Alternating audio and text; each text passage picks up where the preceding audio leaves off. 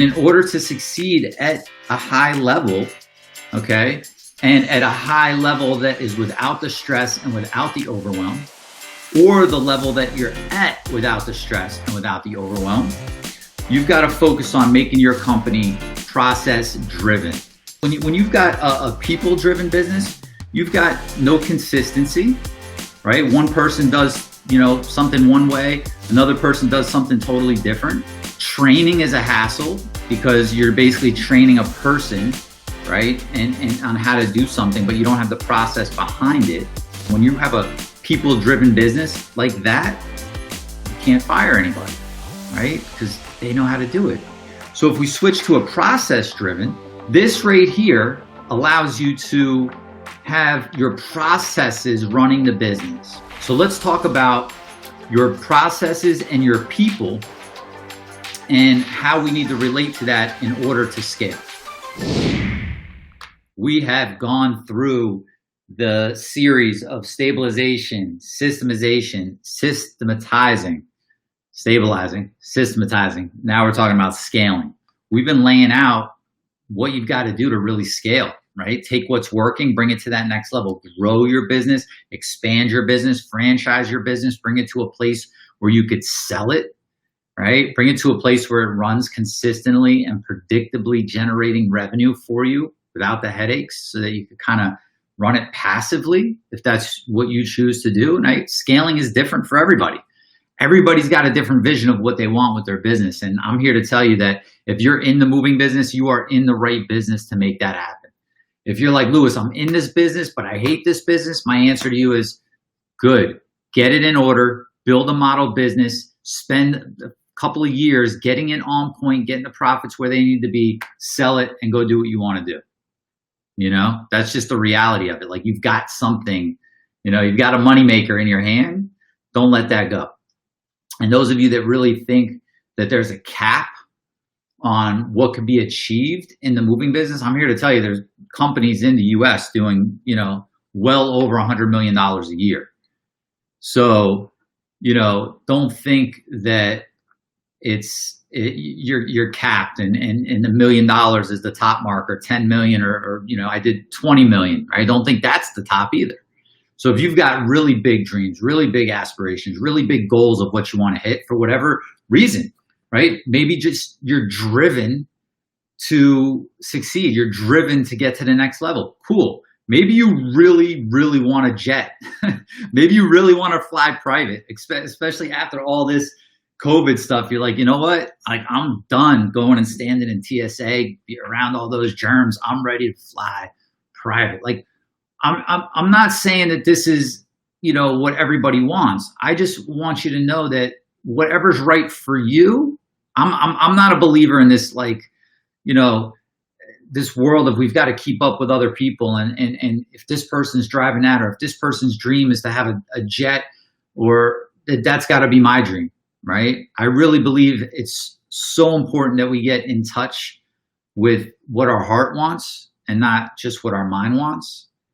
And then realize that it's there for a reason. If you've got a desire for something, like, don't extinguish that. Don't put that out. That fire is there and it's really here, and it's not in your mind. It's not ego. I should have this because I need to feel a certain type of way. But you're like, hey, I like nice stuff. I like to go on nice trips. I like to drive nice cars. There's nothing wrong with that, right? There's absolutely nothing wrong with that. And if you go to work every day and you do your part to contribute to your community, which is what you're doing, I want you guys to realize that. Like, you might not put the pieces together every day, that you're serving your community. They need a mover. If this was like back in the day, horse and buggy types of things, like there would be a mover or two with the horse and the buggy in the community, and they served the people and they took care of the people, right? Now it's a more competitive landscape, but it doesn't change the fact that you're providing a service to the people in your community, right? And you want to provide a great service, you know that. But if you know that you have the ability to orchestrate the moving parts of the business to deliver a great service to customers, then isn't it your job to get more of those customers? right? I don't believe anyone should ever be capped by the amount of money that they can make if they are serving. And the more you serve, the more you make. If you do, 1,000 moves a year, you are serving at that level and will make that kind of money. If you're doing 12,000 moves a year, you're serving at that level, you'll make that kind of money, and so on. But it's not that simple, because it's not as easy as just serve and the money will be there. We've also had to take into account the laws of business and what it takes to make that happen, right?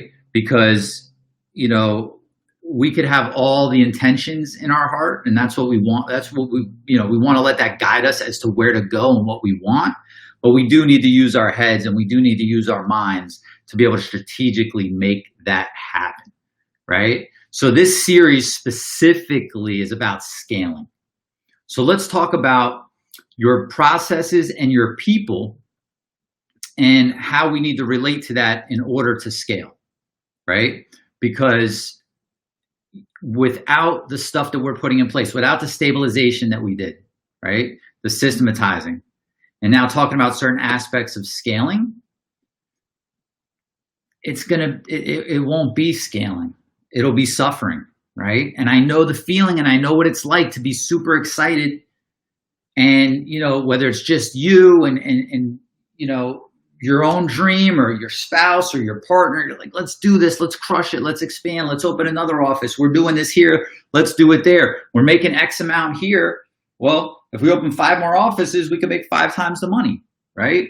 Listen, I've been there. I know the whole thought process behind it all. And after going through it, it is clear to me, from my experience and the experience I've witnessed and helped other people go through, that in order to succeed at a high level, okay, and at a high level that is without the stress and without the overwhelm, or the level that you're at without the stress and without the overwhelm, you've got to focus on making your company process driven, okay?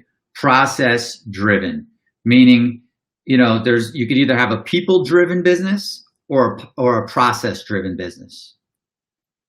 A people driven business or a process driven business. And the difference is a big deal, right? The difference when you've got a people driven business, you've got no consistency, right? One person does, something one way, another person does something totally different. Training is a hassle, because you're basically training a person, right? And on how to do something, but you don't have the process behind it.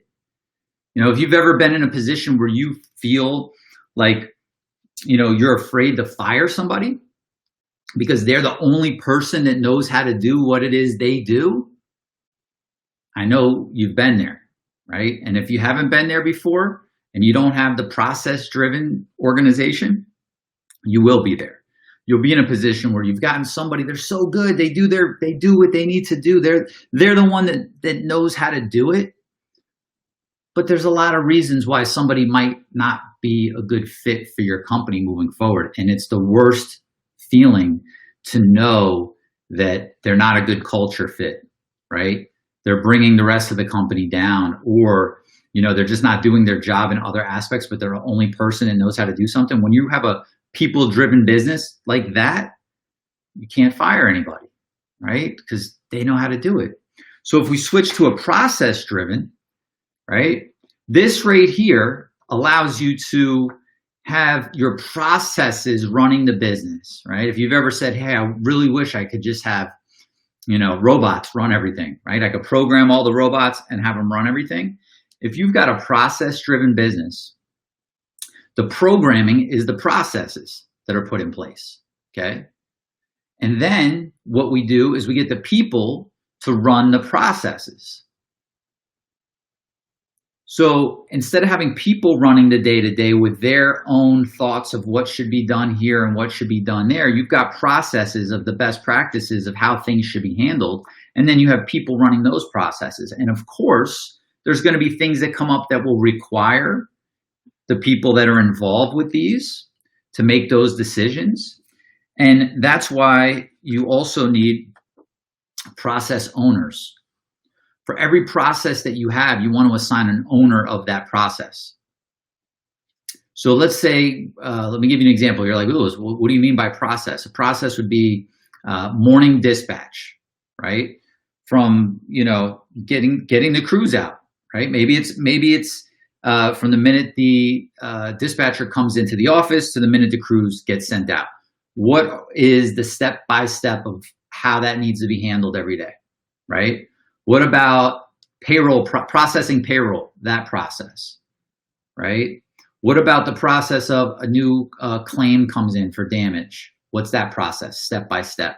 Each one of those processes needs to have an individual person by their role assigned as the owner of that to make sure that that happens. Like, hey, look, this is your responsibility. Here it is in writing. It's very black and white. If you've ever had the frustration of feeling like you've told somebody on your team something over and over and over and they still don't do it right, it's because they don't have the clarity. The reality of human communication is that sometimes the words that come out of our mouth and the way we hear them as they're coming out is totally different than the way somebody hears them coming in, right? For various reasons, we won't get into that. But when you've got it written down black and white, and then you explain it to somebody, you go over it with them. Like once the processes are done, the owner of that process and everybody else in that process needs to read through that process, whether it's in writing, whether there's screenshots, whether it's video, and needs to acknowledge everything there and make sure that you didn't miss any steps, right? Assign a process owner for each individual process, okay? Next thing, you need a process manager. You know, when people talk about, I'm going to hire a GM, I'm going to hire a operations manager, you know, I'm going to hire a COO, you know, these different types of positions, I want you to start thinking about those roles as a process manager, right? Because it's really the same thing where we don't want people running our business. We want the processes running our business, and then we want the people to run those processes. You know, McDonald's is the perfect example of that.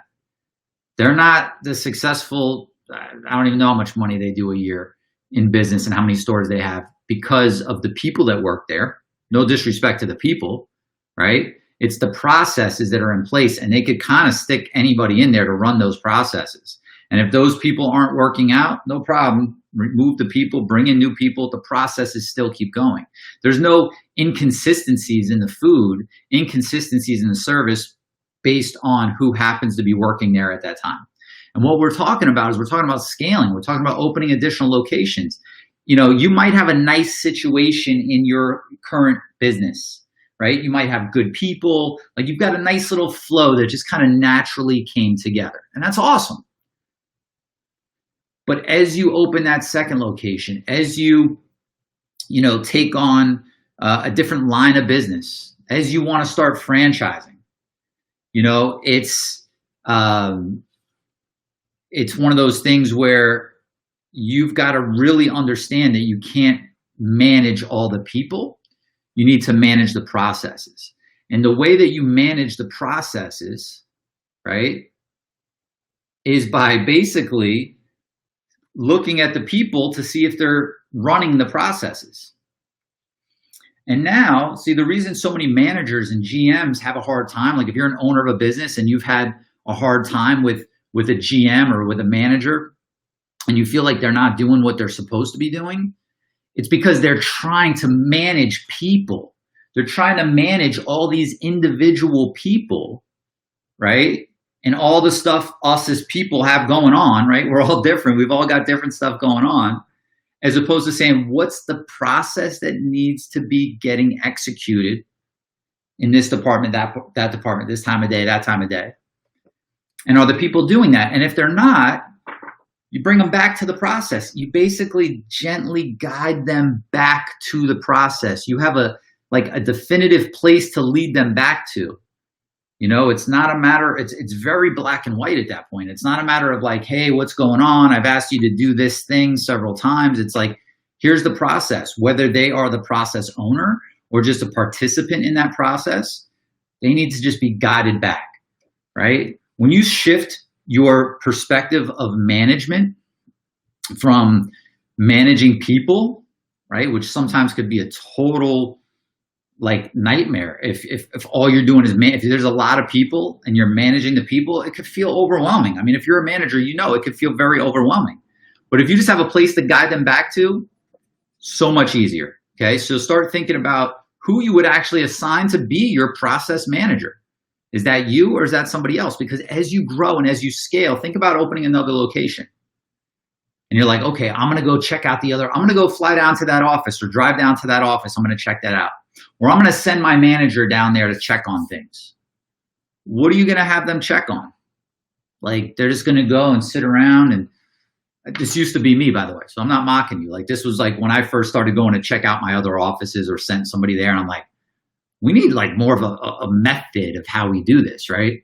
Of when we go, what we look at, what we check, what we see, if it's working or not working, if there's processes that are being run by the people, or if the people are running the show and kicking the processes to the curb. You've got to be able to go in there and clearly see, are they running the processes? It makes it so much easier to train, manage, to scale. And the reality is, having a process-driven organization, this is your only competitive advantage in the moving business. Let me say it again. This is your only competitive advantage. And I know some of you might have some really great innovative ideas and different things that you're doing. But the reality is, to the consumer, a mover is a mover is a mover is a mover.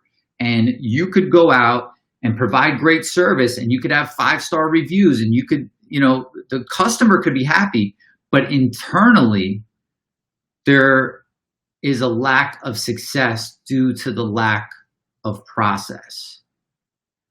The people who get this, the people that apply this, the people who, you know, document and live their, you know, their company's mantra by, like, we're a process-driven organization, and we've got great people to help us run those processes, those are the ones who win. Those are the ones who make a lot of money. Those are the ones who sell their business. Those are the ones who are able to scale, franchise, and really do whatever they want to do, right? So we talked about processes in order to scale, right? We're talking about what needs to be done to scale, right? And the reality is, what needs to get done to scale is what needs to get done just to create order and peace and get rid of the chaos and the fires, right? So even if you're like, Lewis, I don't want to scale. Okay, get this stuff in place just to bring some harmony into your life and some, you know, some stability and some consistency in the business and clarity. And once you have that, your outlook on whether you want to scale or not scale may change completely.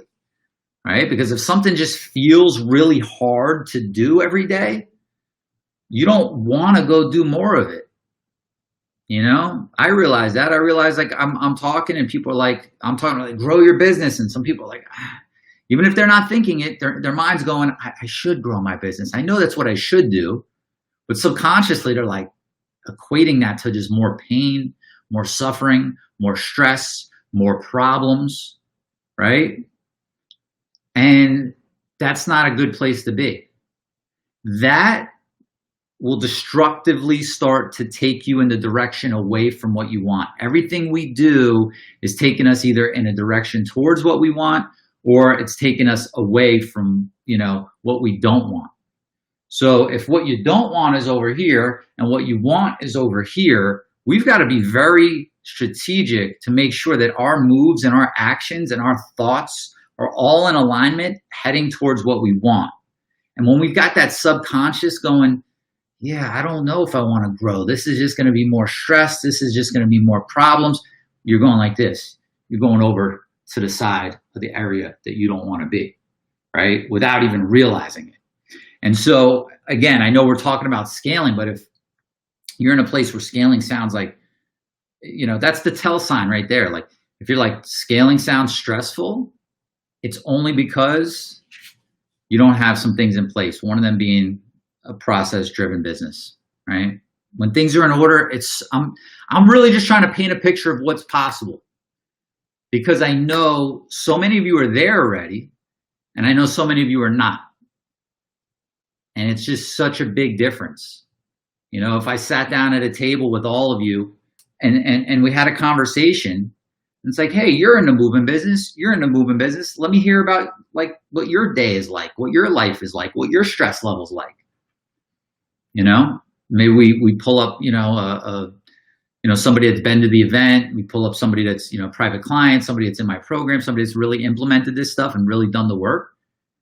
It's going to be a totally different story than someone that's still struggling day to day to just get past some of this stuff. And the reality is, it's not that it's a different story, because the person who's climbed out of that was once the other person. I was once the other person.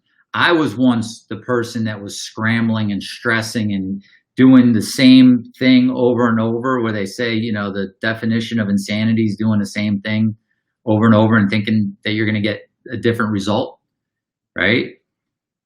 Everybody that's successful in this business was once that person. The difference is, though, that a lot of people, unfortunately will stay that person, stay with that same conversation, stay with those same excuses.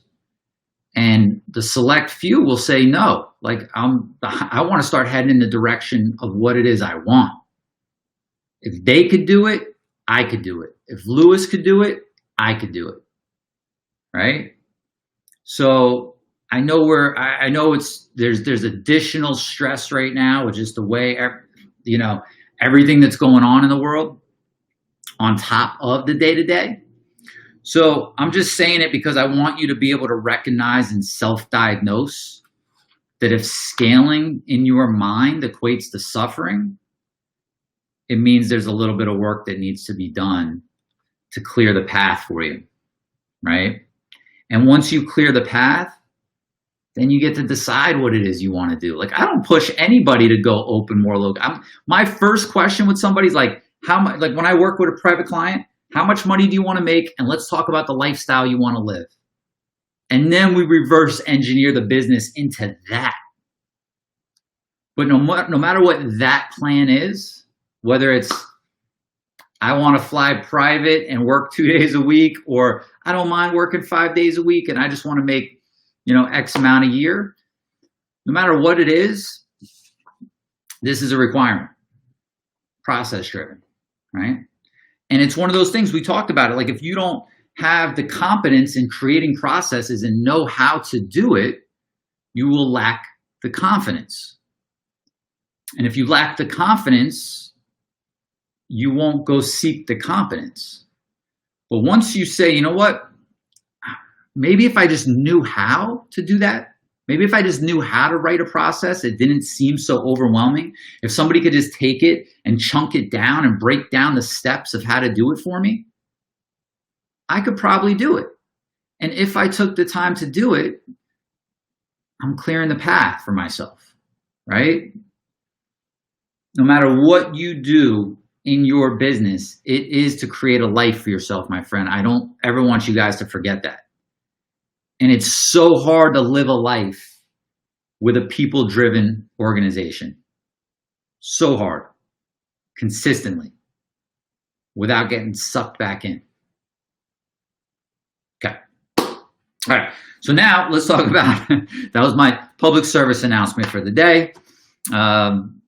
Let's get you guys back here to processes and people to scale. All right. So let's talk about your people now. Okay. Because we're talking about scaling. We've got to think about the people that we have differently than we think about them currently, right? Let's take the example of, because remember, scaling could be just taking what you have and doing more of it, right? Like, you don't have to go open more locations. You just ramp it up. It could be opening additional locations or franchising or getting into long distance or getting into another line of business. Let's take the example of opening another location for this purpose. What you want to do is, before you do that, I want you to make a list of key position replacements. Key position replacements. What does that mean? It means that whoever you have currently in your business that's a key position, right? Somebody, you know, that a manager or a salesperson or a bookkeeper or you know, a dispatcher or the GM that you're going to send to that new office. I want you to ask yourself, what would happen? Write everybody's name down, okay? What would happen as we started to scale, as we opened that new location, if that person just no called, no showed, and you never heard from them again? Right? Like, you don't even know what happened. They could have just went and got another job. They could have, you know, got hit by a bus. You know, they could have, you know, just went off the deep end. I don't know, right? They just didn't show up. It's happened, right? This kind of stuff happens. Or, you know, the more likely scenario is they stop working out, they're disgruntled, you realize you need to get rid of them, you find them stealing, you need to fire them, they find another job, they move on, they have a life situation happen, maybe, you know, and they move on to something different. Write down all these people, and I want you to write down a temporary replacement for that person if that happens. Because a lot of times we look at our ability to handle more based on the team that we have, but I want you to recognize the vulnerability. I want you to recognize the points where things could go really wrong with just like one person leaving. And what that'll do with you, right? Like, in other words, your name might be the replacement. You personally might be the replacement. Or you might have other people that are the replacement. But the reality is, if we don't think through that, we might think we're good. And then one little, you know, you go make this big leap to open that other office. One person doesn't show up again, and it just throws everything off, right? So, not saying that you won't be able to open up other offices if somebody leaves, but you need to know what you're going to do. You need to know, if this happens temporarily until we find the replacement, you're moving to that position. I'm moving to this position. Like, here's the contingency plan, right? You got to have that in place. Then you want to establish who is your scaling team. Who is your scaling team? You know, if you're, we're going to use the example of opening an additional location, opening an additional office, okay? And if you've got to realize that not everyone that works for you is as excited about this as you are. And not everybody's needed. You know, if you've got a dispatcher, you've got a sales team, you've got a bookkeeper, you've got an office manager, you've got a warehouse person, and you're going to go open another location, first of all, who needs to be involved in the opening of that other location, right? Who is going to be on your scaling team? Who's going to actually help with the day-to-day? Because here's what happens. If we don't establish who's kind of, you know, in those meetings, who's not in those meetings, all of a sudden the message in the office becomes very convoluted. And the people that truly aren't really involved, like maybe a dispatcher that's dispatching your local business, that really won't have anything to do with the future location, you're pulling them in conversations, you're pulling them in meetings, they're hearing about it. A lot of times the priorities of that office will get neglected as we're focused on opening up and building the additional office, right? So you just got to establish, and it's not, you don't have to go make a big announcement. You don't have to pass out t-shirts that are like scaling team. Just in your mind, know like, okay, whose help do I need to do this? You know, if you're going to, you know, open another office and keep your office as a central sales hub and do all the sales from there, you know, you'll need your sales team. You'll need your sales manager, right? You you might need everybody in your office. But it's really important to make that distinction and to, clearly define who's kind of in and who's out so that you could keep it really clear. And there needs to be a clear chain of command as well. Because here's what's happened. You have this tight-knit business now, right? Or you should have this tight-knit business before you're scaling. And now you're going to start dividing and conquering. Like, all right, come on, let's go out and conquer other territory. Let's go open other offices. As that starts to happen, the structure and the kind of the hierarchy unravels a little bit. And so just make sure that you keep it very clear what the chain of command is, who reports to who does what. This stuff is so important. I mean, I've got private clients that done an amazing job of putting all this stuff in place and just have been able to scale beautifully, right? Open an office, open another office, rebrand, just really put all this stuff together. And it's because they really remembered the most important part of this whole thing, which is we need to be process driven. This will save you so many issues, so many problems. So take a little time today. Think about, what processes you need to develop, right? A lot of people will think that they need to go and create this giant process book of every little thing that happens in their company. And you may get to that place, but start with the stuff that's going to make the biggest impact today. Where's the ball getting dropped? Where's there a new opportunity to do something new, but you need everybody to do it the exact same way every single time? Those are the areas that you start to put processes together, right? Go start working on this. Figure out what processes you need, who's going to own those processes, who's going to be the process manager. If you're going to scale, think about, any key players you have, who would replace them. And, decide who your scaling team is and go make this stuff happen, right? Go make this stuff happen. Hey, my friend, before you go, you've got to hurry and watch these next few videos over here. They will absolutely help you take your moving company to the next level. Go watch them now, and I'll see you over there.